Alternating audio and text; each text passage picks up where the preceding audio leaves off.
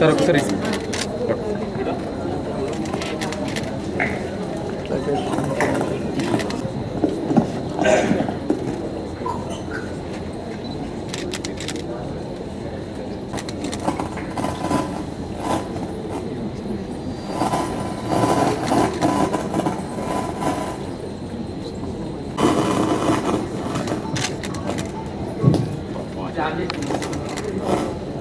మన అతిథులని బ్యాచర్తో అలంకరించాల్సిందిగా కోరుతున్నాము.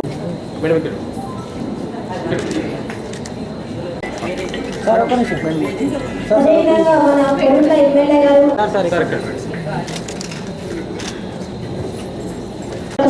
ఆహ్వానం పలకాల్సిందిగా మన వీరలక్ష్మి మేడం గారిని కోరుచున్నాము.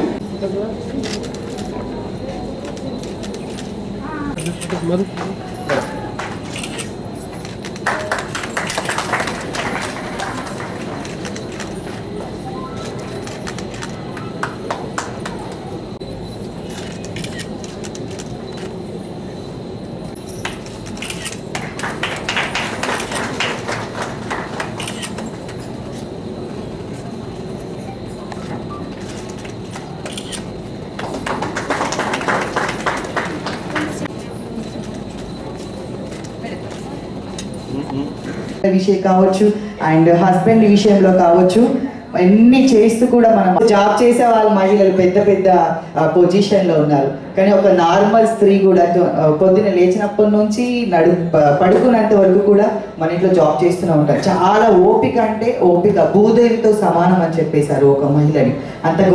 అంత గొప్ప పదంతో పోల్చారు. మీ ముమ్మాటికి నిజమే, భూదేవికి అంత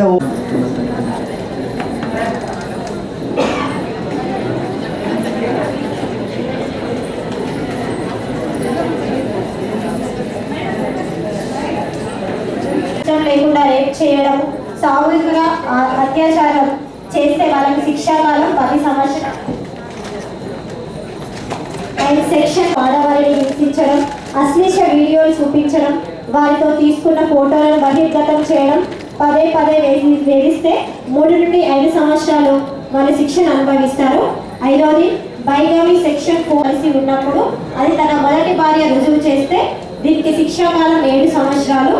6వది సెక్షన్ 496 తప్పుడు ఉద్దేశంతో తప్పుడు సమాచారంతో వివాహ సంవత్సరాలు లేదంటే శిక్షను బట్టి జీవిత ఖైదు కూడా వాళ్ళు అనుభవించవలసి ఉంటుంది. 8 section 509 insulting the modesty of women స్త్రీల వ్యక్తిగత విషయాలపై అసభ్యంగా మాట్లాడడం, శరీర భాగాలను వర్ణిస్తూ అసభ్యంగా మాట్లాడడం, దీనికి 3 సంవత్సరాల శిక్ష ఉంటుంది. మేడం గారిని వేదికపైకి రావాల్సిందిగా ఆహ్వానిస్తున్నాము.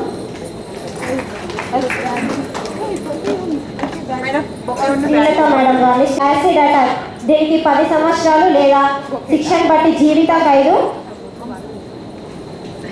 అంతర్జాతీయ మహిళా దినోత్సవం జరుపుకోవడం ఎంతో సంతోషంగా ఉంది. మనం అంతకుముందు ఇలా మనము డిస్ట్రిక్ట్ లెవెల్ అయినా ఏ ప్రోగ్రామ్ అయినా జరుపుకుంటున్నామంటే తెలంగాణ ప్రభుత్వం వచ్చినాకనే ఇలా మన ఆఫీసులలో జరుపుకోవడం జరుగుతుంది.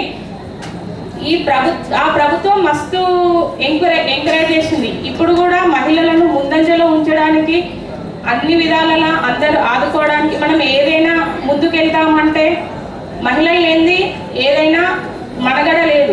మహిళ అనేది ఒక సాధికర్త. మహిళ అనుకుంటే ఏదైనా సాధించగలుగుతుందని నేను అనుకుంటున్నా. కానీ ఈ ఇయర్ స్పెషల్ ఏంటంటే మన దేశానికి రక్షణ కవచలాగా మనందరూ కూడా ఆర్మీ పనిచేస్తూ ఉంటారు. ఆ ఆర్మీలో చాలా కొంతమంది దేశాన్ని రక్షిస్తూ ఉంటారు, కొంత రాష్ట్రంలో ఉంటారు పహారా గస్తీ అని. ఆ పహారా గస్తీలో ఎప్పుడు కూడా ఇప్పటిదాకా పురుషులే ఉన్నారు. కానీ ఈ ఇయర్ ఒక మహిళగా ఎలక్ట్ అయింది. దీనికి మనం అందరూ కూడా గర్వించదగ్గ విషయం. వాళ్ళు ముందుకు వస్తున్నారు. కానీ ఇప్పుడు కొత్త ఇష్యూస్ వస్తున్నాయి. ఏంటి? Cyber bullying, stalking, harassment, mental harassment, ఇట్లాంటి చాలా వేరే ఇష్యూస్ వస్తున్నది. అండ్ ఫీమేల్ పీపుల్ ఎస్పెషల్లీ ఎన్నో ససెప్టబుల్ అండ్ మోర్ ఇట్లాంటి ప్రాబ్లంకి గురి అవుతారు. అట్లాంటిది కూడా మనము దృష్టిలో పెట్టుకోవాలి ఈ విమెన్స్ డే సందర్భంగా అని చెప్తూ నాకు ఈ అవకాశం ఇచ్చినందుకు చాలా ధన్యవాదాలు. Thank you. ప్రపంచవ్యాప్తంగా ప్రతి ఏడాది మార్చి 8వ తారీఖు నాడు మనం ఉమెన్స్ డే సెలబ్రేట్ చేసుకుంటాము. ఉమెన్స్ సెలబ్రేట్ చేసుకోవడానికి రీజన్ ఏంటంటే మొట్టమొదటిసారిగా 1991లో దీని గురించి అంతగా ఎవరికి తెలియదు. ఉమెన్స్ డే సెలబ్రేషన్స్ రీజన్స్ కూడా తెలియదు. అంటే ఉమెన్స్ డే జరుపుకుంటేనే అందరితో పాటు సమానంగా ఉంటున్నాము, అందరితో పాటు సమానంగా హక్కులు వచ్చినాయని చెప్పేసి అది మాత్రమే తెలుసు. కానీ ఇంతకుముందు మేడం చెప్పినట్టు రైషా లోపల 100 మంది మహిళలు కాన్ఫరెన్స్ మీటింగ్ పెట్టుకున్నప్పుడు ఆ 100 మంది కాన్ఫరెన్స్ మీటింగ్లో పురుషులతో పాటు మమ్మల్ని కూడా సమానంగా రెస్పెక్ట్ చేయాలి, అన్నిట్లలో సమాన హక్కులు కల్పించాలని చెప్పేసి ఫైట్ చేశారు. ఆ కాన్ఫరెన్స్ హాల్లో 100 మంది స్త్రీలు కూడా ఆమెకు ఆమోదం పలికారు. ఆమెను భూదేవితో పోలిస్తారు. ఎందుకంటే భూదేవికి ఉన్నంత ఓపిక ఉంటుంది అని అంటారు కాబట్టి భూదేవితో పోలిస్తారు. స్త్రీ శక్తి, ఒక శక్తికి ఉన్నంత కోపం, ఆక్రోశం అవన్నీ ఉంటుంది కాబట్టి ఆమెను ఒక శక్తితో పోలిస్తారు. మహిళ ఒక లక్ష్మీదేవితో సమానం, ఆమెలో కళ ఉంటుంది కాబట్టి. ఇవన్నీ కలిస్తేనే ఒక మహిళ. భారత సంస్కృతిలో ఒక మహిళకు ప్రత్యేక స్థానం ఉన్నది. ఆమె అన్ని పాత్రలు పోషిస్తుంది. ఒక తల్లిగా, ఒక భార్యగా, ఒక చెల్లిగా, ఒక కూతురిగా అన్ని పాత్రలు పోషిస్తూ పొద్దున్న లేచిన కాడ నుంచి ఇంట్లో అన్ని పనులు చక్కబెట్టుకొని, ఇంట్లో పనులు, భర్త పనులు, పిల్లల పనులు, అత్తమామ పనులు, ఇంట్లో ఎవరొస్తే వాళ్ళందరి పనులు చక్కబెట్టుకొని మళ్ళీ ఆమె వృత్తిపరంగా కూడా వెళ్ళి అక్కడ ఆ పనులు కూడా చక్కబెట్టుకొని ఆమె ఒక గొప్ప స్త్రీగా నిలిచిపోతుంది. మహిళలకు ఉన్న శక్తి అట్లాంటిది. మనం ఎప్పుడో మనం ఏదో మొగోళ్ళకంటే చిన్నోళ్ళము అలా అనుకుంటే మనం ఎప్పటికీ ఇట్లనే ఉంటాం. సో దయచేసి నా రిక్వెస్ట్ ఏంటంటే మళ్ళీ ఇవాళ మహిళా దినోత్సవం చేసుకుంటున్నాం మన అందరం, మళ్ళీ మాటలు మాట్లాడి మళ్ళీ పోవడం కాదు. ఇంటికి పోయినాక మనమే గొప్పోళ్ళము and we all believe in it. మేము అందరం కూడా నమ్ముతా ఉన్నాము. సో దయచేసి అందరూ కూడా మీరు అందరూ మీ వల్లే మేము అందరం వచ్చినాం. ఈ ఎగ్జిస్టెన్సే మీరు, మా జీవితాలే మీరిచ్చిన మీరు దానం చేసింది మాకు.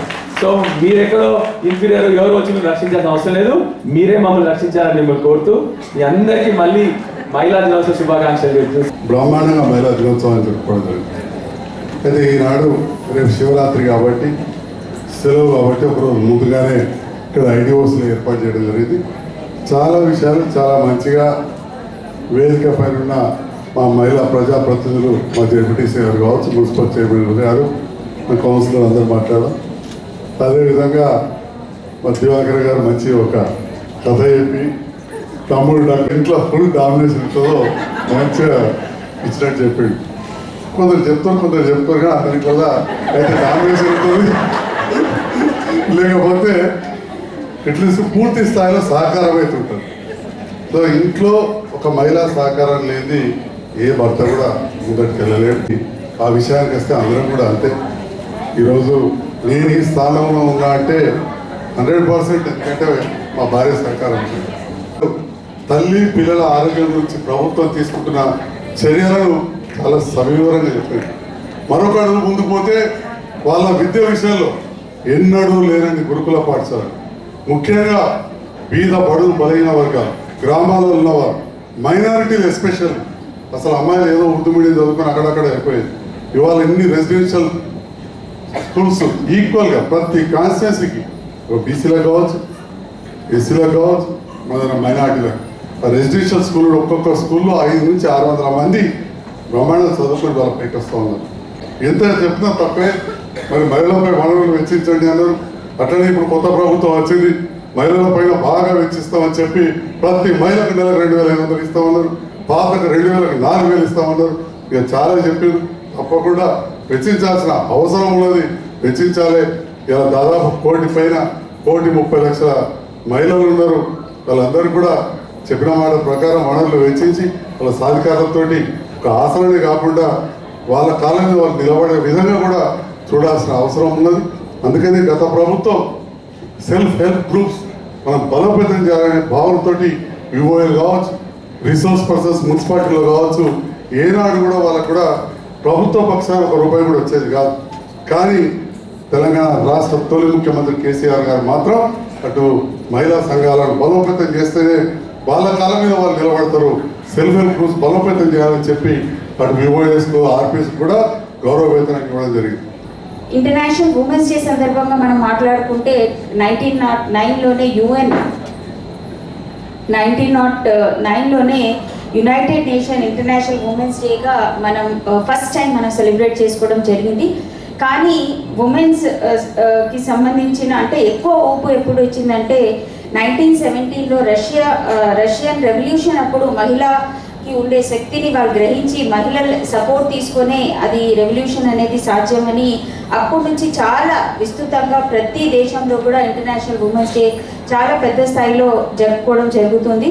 సో అదే ఆధారంగా ప్రతిసారి కూడా ఒక థీమ్తో ఈసారి కూడా మనకు ఒక థీమ్ ఇంటర్నేషనల్ ఉమెన్స్ డే సందర్భంగా ఒక థీమ్ ఇవ్వడం జరిగింది. వక్తలు ఆల్రెడీ పెద్దలందరూ కూడా మాట్లాడడం జరిగింది. మీ అందరికీ కూడా అంగన్వాడీ టీచర్స్ అంటే ఒకటి సార్, నేను మాత్రం చెప్పాను, మల్టీ టాస్కింగ్ ఉమెన్ జీన్స్లోనే ఉంటుంది. అది ఒక ఎంతైనా ఏ పని అయినా వాళ్ళకి ఇస్తే తప్పనిసరిగా సక్సెస్ చేసి చూపిస్తారు. అంటే ఒక డిస్ట్రిక్ట్ కలెక్టర్గా నాకు ఎన్నో రెస్పాన్సిబిలిటీ, నేను చెప్పేది చిన్న స్థాయి వరకు కూడా ఒక అంగన్వాడీ టీచర్ అంగన్వాడీని చూసుకుంటా రిపోర్ట్ ఇచ్చుకుంటా ఏ బాధ్యత ఏమైనా ఎంక్వైరీస్ చేయాలన్నా లేకపోతే ఎక్కడైనా స్కీమ్లో బెనిఫిషరీస్ని ఐడెంటిఫికేషన్ కానివ్వండి, బిఎల్ఓస్గా కానివ్వండి, ప్రతి అంశం వారికి ఇచ్చిన బాధ్యత చాలా చక్కగా వాళ్ళు నిర్వహించుకోవడం జరుగుతుంది. కాబట్టి వాళ్ళందరికీ కూడా ప్రతి ఒక్క మహిళా మూర్తికి ఇంటర్నేషనల్ ఉమెన్స్ డే సందర్భంగా శుభాకాంక్షలు తెలుపుతున్నాం.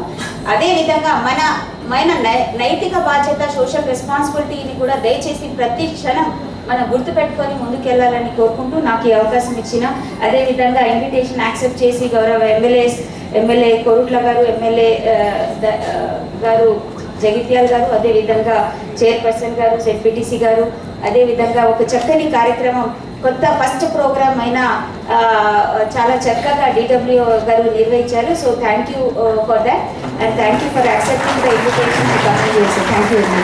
నిలిచిందని చెప్పడంలో అతిశయోక్తి ఏం లేదు. గత అసెంబ్లీ ఎన్నికల్లో ఎలాంటి పొరపాటు లేకుండా ఖచ్చితంగా నిర్వహించడమే కాక జిల్లా స్థాయిలో చేసిన ఏర్పాట్లను ఎలక్షన్ కమిషన్ ఇండియా వారి బులెటిన్లో ఫోటోలతో సహా ప్రచురించడం జరిగింది. అలాగే స్వీప్ యాక్టివిటీస్లో జిల్లా ప్రథమ స్థానం రావడం జరిగింది.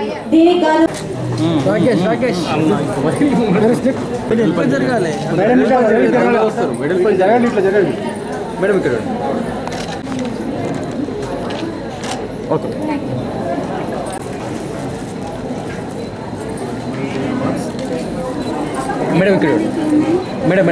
జెడ్పీటీసీ రాయకల్ జాదవ్ అశ్విని గారికి collector madam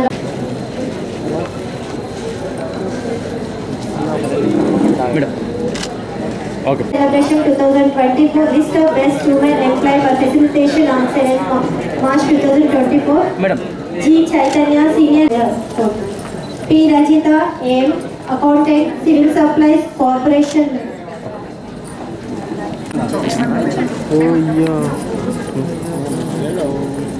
D. Vijaya Bharati District Project Manager, DRDA Office. Master Bookkeeper Mallapur, DRDA Office. Madam